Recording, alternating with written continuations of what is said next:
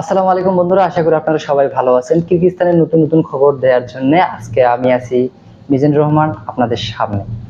তো ভিউয়ার্স, আপনাদেরকে জানাতে চাচ্ছি যে বর্তমান কিরগিজস্তানের যে পরিস্থিতি আর কিরগিজস্তান থেকে যে মানুষ এত পরিমাণ কমেন্ট, এত পরিমাণ প্রবলেম দেখাচ্ছে, যা দেখতে দেখতে আমি আর শেয়ার না করে পারতেছি না।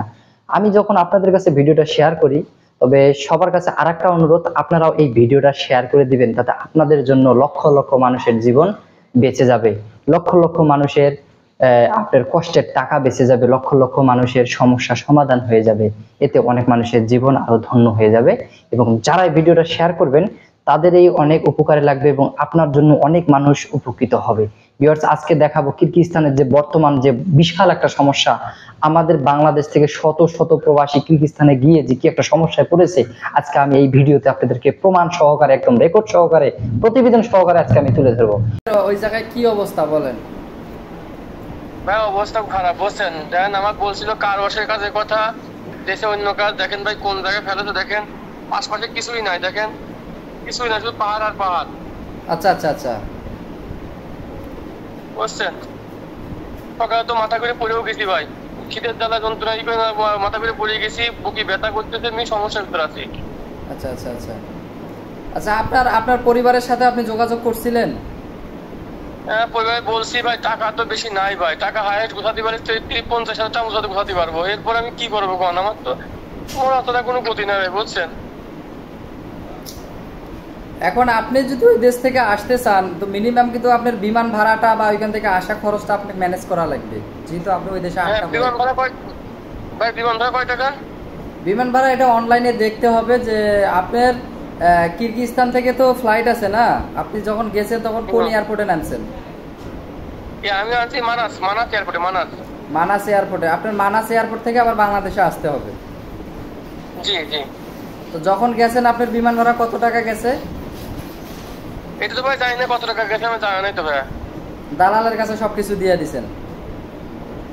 হ্যাঁ। কারণ কিরগিজস্তানের অবস্থা এখন আসলে খুবই খারাপ। কারণ হচ্ছে কিরগিজস্তানে যারা কোম্পানি ভিসায় গেছে ওদের কিন্তু কোনো প্রবলেম হয় নাই, যারা কোম্পানির ভিসায় গেছে তাদের কোনো সমস্যা হয় নাই। কিন্তু আপনাকে কি কোম্পানির ভিসা দেয় নাই? আমাকে ভাই দেখে হলো 2 মাসের 59 দিনের সিঙ্গেল এন্ট্রি ভিসা, এই ভিসাতে ছিল, বুঝছেন? বলছিল কোম্পানির কাজ। আচ্ছা আচ্ছা আচ্ছা, বুঝছেন? এখন কি আপনার হাতে কি কোনো ধরনের কোনো টাকা পয়সা নাই? আপনি কি খাইতেও পারতেছেন না? এই অবস্থাটা কি নাই? হ্যাঁ ভাইয়া।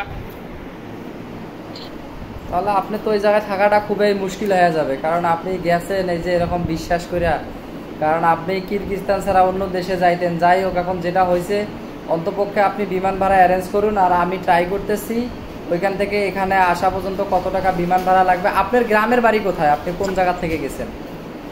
ভাই আমি গেছি হলো রাজবাড়ী জেলা পাংশা, আর আমার দেশের বাড়ি হলো ঝিনাইদহ ডিস্ট্রিক্ট, বুঝছেন? আমি পাংশা, আমার বাবা মারা যাওয়ার পরে আমার পাংশা চলে আসি, বুঝছেন? আমার বাবা নাই। আচ্ছা আচ্ছা আচ্ছা আচ্ছা আচ্ছা আচ্ছা, বুঝতে পারছি ভাই। দেখেন আমি এরকম, আমার শরীর স্বাস্থ্য এরকম ছিল না ভাই, আমার শরীর স্বাস্থ্য আরো ভালো ছিল ভাই। যাই হোক ভাই, এখন শোনেন, আমি আপনাকে বলি, মনের মধ্যে ভয় রাখা যাবে না। হ্যাঁ, যেটা মানুষের জীবনে দুর্ঘটনা ঘটে এবং আপনার জীবনেও ঘটছে, তবে আপনি ভয় পাইলে আপনি অসুস্থ হয়ে যাবেন, আপনার কোনো ধরনের একটা ক্ষতি হতে পারে। অর্থাৎ আপনি ভয় করবেন না, আপনি যে কোনো ভাবে ওই জায়গায়। জি ভাইয়া, জি, আমার অফিসে ফোন দিছিলাম আমি, ঠিক আছে? আমার অফিস থেকে আমার বাসায় ফোন।